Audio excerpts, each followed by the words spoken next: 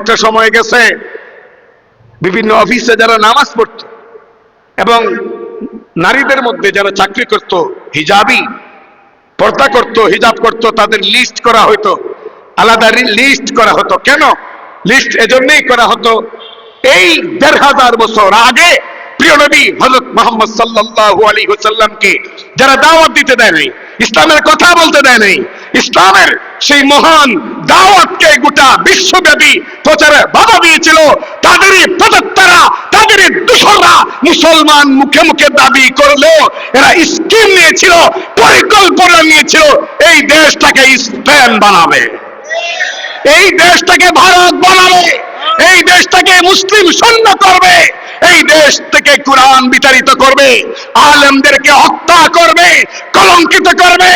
এজন্য তারা পরিকল্পনা নিয়েছিল। কিন্তু আল্লাহর মায়ের দুনিয়ার বাইর কাম হয় নাই, উল্টা এমন হয়েছে যে দুইটা পা রাখার জায়গা আজ নিজের দেশে না।